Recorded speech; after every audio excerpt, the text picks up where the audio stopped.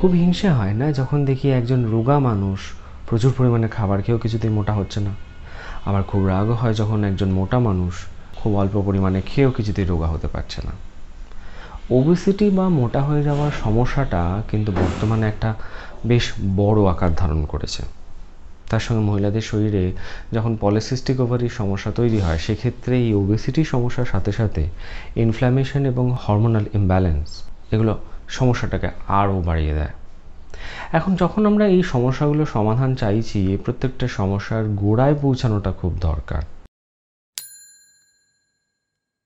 Indigestion, যার ফলে খাবার হজম না হওয়া, শরীরে গ্লুকোজের মাত্রা বেড়ে যাওয়া, ইনফ্ল্যামেশন, শরীরে জ্বালা যন্ত্রণা, ফুলে যাওয়া, এই সমস্ত তৈরি হওয়া, এবং হরমোনাল ইমব্যালেন্স এই মূল সমস্যাটাকে আরও বাড়িয়ে দেয়। আমাদের ছোটোবেলায় যখন আমাদের কোনো রোগ ব্যাধি হতো, আমাদের মা ঠাকুমারা নানান রকম টোটকা ব্যবহার করতেন। সেই টোটকাগুলো কিন্তু নিছকই কুসংস্কারের উপর বেস করে নয়, প্রত্যেকটারই সায়েন্টিফিক বেস ছিল, সায়েন্টিফিক ব্যাকগ্রাউন্ড ছিল। তো আজকে আপনাদের সঙ্গে সেই রকম একটা টোটকা শেয়ার করব, যে টোটকাটা আমাদের weight loss, inflammation control, free radicals control এবং ডিটক্স করতে প্রচুর পরিমাণে হেল্প করবে। আপনি ইউটিউবে সার্চ করলে এরকম অনেক টোটকাই পাবেন, কিন্তু আমার প্রশ্ন হচ্ছে কেন খাবেন আর সেটা কী কাজেই বা লাগবে। উদাহরণ দিয়ে বোঝাই, আমরা অনেকে চা খাই। এই চা খাওয়ার মূল উদ্দেশ্য হচ্ছে আমাদের একটা রিফ্রেশিং ফিলিং পাওয়া, কিন্তু কখনো ভেবে দেখেছেন চায়ে এমন কী বা থাকে যেটা আমাদের এরকম রিফ্রেশিং ফিলিং দেয়? আমার সেখানেই বলার। আমরা যখন ওবেসিটি বা মোটা হয়ে যাওয়ার ব্যাপারটা কন্ট্রোল করতে চাই, তখন ওয়েট লস করার চেষ্টা করি, কিন্তু এই ওয়েট লস করার ব্যাপারটা অনেকের কাছে প্রচণ্ড কঠিন একটা ব্যাপার হয়ে যায়। অনেকে অনেক কসরত করে, অনেক কালঘাম ছুটিয়েও কিছুতেই রোগা হতে পারছে না। আমাদের কিন্তু মূল উদ্দেশ্যটা বুঝতে হবে। আমাদের মূল উদ্দেশ্য শরীরে ইনফ্ল্যামেশন কমানো আর মেটাবলিজম বাড়ানো। ইনফ্ল্যামেশন তো আপনারা জানেন, যখন আমাদের শরীরে বিভিন্ন রকম কোনো একটা সমস্যার জন্য বা কোনো কিছুর জন্য আমাদের শরীরে জ্বালা যন্ত্রণা বা ফুলে যাওয়া হচ্ছে, সেই ব্যাপারটাকে ইনফ্ল্যামেশন বলে। মেটাবলিজম হচ্ছে সেই সমস্ত কার্যকলাপ যেগুলো আমাদের শরীরের প্রত্যেকটা কোষ বা সেলকে অ্যাক্টিভ রাখার জন্য আমাদের শরীরের ভেতরে চলতে থাকে। এটা দুরকম হয়। ক্যাটাবলিজম, যেখানে আমাদের কোষের ভেতরে থাকা বা আমাদের কোষগুলো বিভিন্ন রকম বস্তু বা খাবার তাকে ভেঙে আমাদের প্রয়োজনীয় শক্তি উৎপাদন করে। আর অ্যানাবলিজম হচ্ছে আমাদের শরীরের ভেতরে কোষের মধ্যে প্রয়োজনীয় খাদ্যদ্রব্য বা প্রয়োজনীয় বস্তু সেগুলো সঞ্চয় হওয়াটাকে অ্যানাবলিজম বলে। যখন এই ক্যাটাবলিজম আর অ্যানাবলিজম অর্থাৎ টোটাল মেটাবলিজমটা খুব সহজে চলতে থাকবে, তখন আমরা খুব সহজে ওয়েট লস করতে পারবো, শরীরে ইনফ্ল্যামেশন কন্ট্রোল করতে পারবো, শরীর থেকে যে সমস্ত ফ্রি র্যাডিক্যালস, যেগুলো পলিউশন, হরমোনাল ইমব্যালেন্স এবং স্ট্রেস, এই নানান কার্যকলাপের ফলে ফ্রি র্যাডিক্যালস তৈরি হয়, সেগুলোকে কন্ট্রোল করতে পারবো এবং শরীরটাকে খুব সহজে ডিটক্স করতে পারবো। তখন এইরকম নানান রকম সমস্যা থেকে আমরা খুব সহজেই বেরিয়ে আসতে পারবো, সেটাকে কন্ট্রোল করতে পারবো। আমরা এরকম অনেক টোটকা সম্পর্কেই আলোচনা করব। তবে আজকে প্রথমে যে ব্যাপারটা নিয়ে আমাদের আলোচনা করতে হচ্ছে, দ্যাট ইজ জিঞ্জার টার্মারিক টি। প্রসঙ্গটা বলে রাখি, এখানে টি বা চা মানে কিন্তু চা পাতা নয়।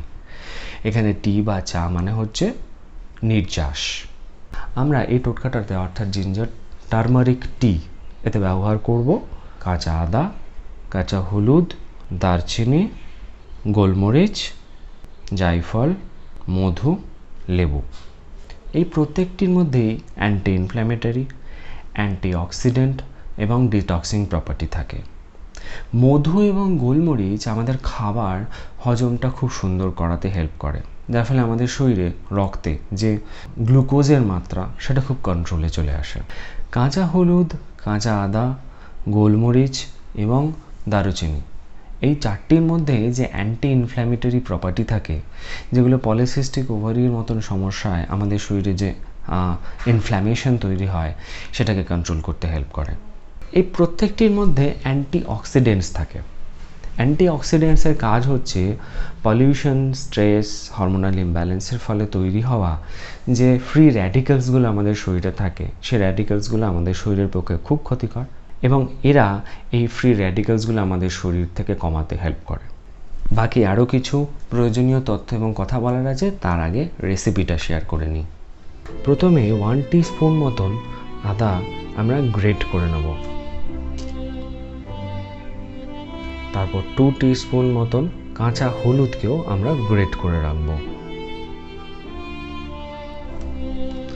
এবার একটি পাত্রের মধ্যে 2 গ্লাস মতন জল, যেহেতু আমি 2 গ্লাস এই নির্যাসটি তৈরি করব, 2 গ্লাস মতন জল দিয়ে জলটাকে গরম হতে দেব।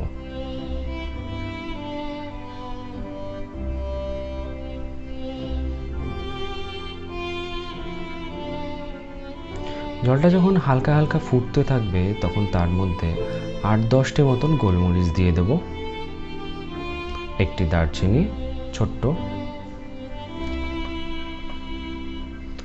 এবং কাঁচা আদা যেটা গ্রেট করা সেটিকে অ্যাড করে দেব।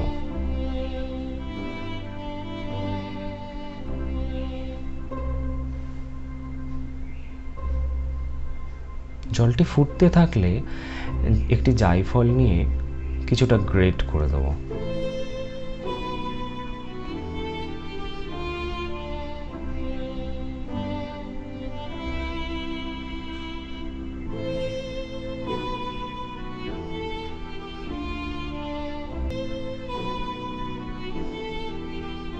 বেশ ভালো মতন ফোটার পর ফ্লেম বা ইন্ডাকশন যাতেই করছেন না কেন সেটাকে বন্ধ করে দেব।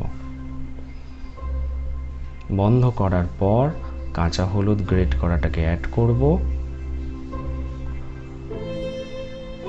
কিছুক্ষণ চাপা দিয়ে রাখার পর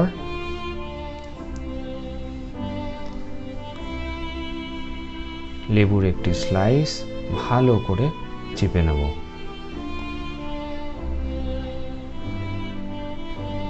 আর হাফ চামচ মতন, হাফ টেবিল স্পুন মতন মধু ভালো করে মিশিয়ে নেব।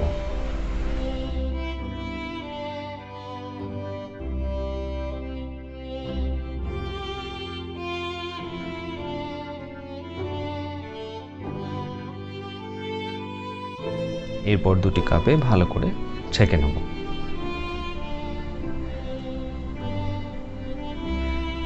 আমাদের জিঞ্জার টারমারিক টি রেডি।